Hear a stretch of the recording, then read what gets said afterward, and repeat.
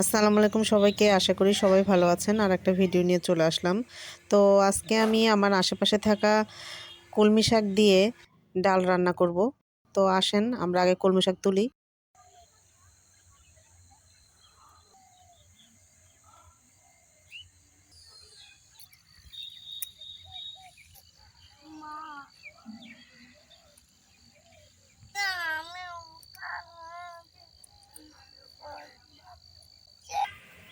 তো শাকগুলো এতগুলো হয়েছে, তো ওইগুলো নিয়ে আমরা রান্না করব।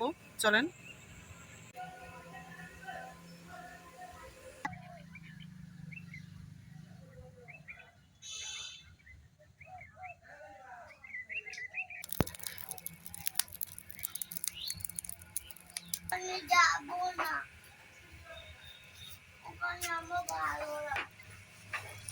তো ডাল রান্না করার জন্য প্রথমে আমি কড়াইতে ডাল দিয়ে দিচ্ছি।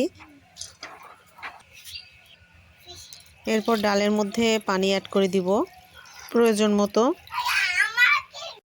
এরপরে এখানে আমি ডাল যেভাবে সিদ্ধ করে সেইভাবে এখানে মরিচ, পেঁয়াজ এবং রসুন অ্যাড করে দিব।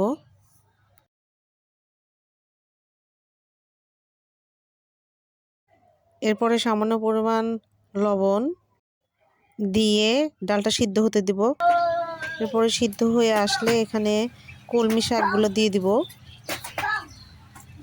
কলমি শাক খুব সহজেই হয়ে যায় আর কি, মানে সিদ্ধ হয়।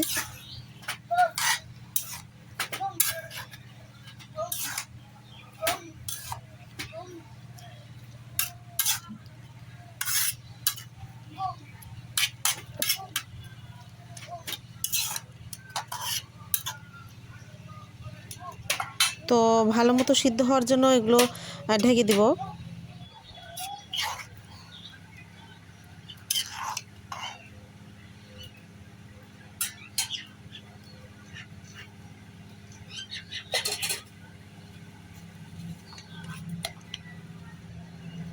সিদ্ধ হওয়ার কাছাকাছি আসলে আমি একটু হলুদ অ্যাড করে দিব। হলুদ ছাড়া ডাল ভালো লাগবে না।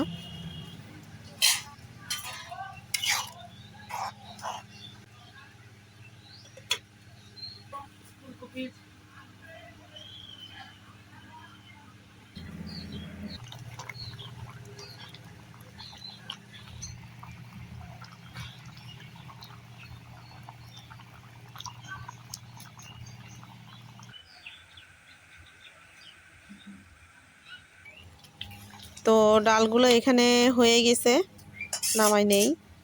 এখন ডালগুলো তেলানি দেওয়ার জন্য কড়াইটা বসাই দিছি। ডালগুলো তেলানি দিব।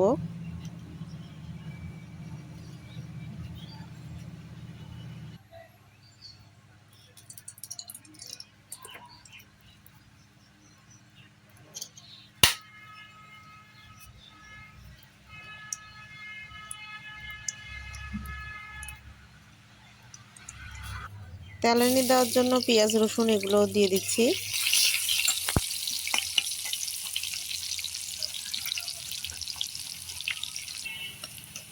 তো পেঁয়াজগুলো লাল হয়ে আসলে এখানে একটা তেজপাতা দিয়ে দেবো। এটা আমার গাছের তেজপাতা। এরপরে সামান্য পরিমাণ ওই তেলানি বলে, যেগুলোকে আমাদের এখানে পাঁচফোড়ন বলে, সেগুলো অ্যাড করে দিব।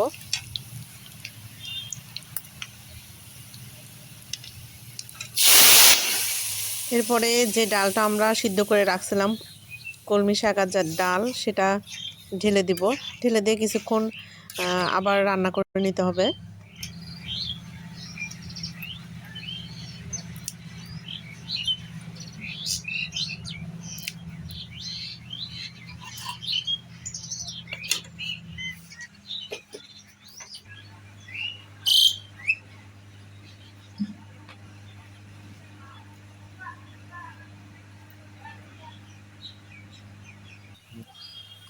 তো ডালগুলো আমার হয়ে গেছে, নামাই নেই।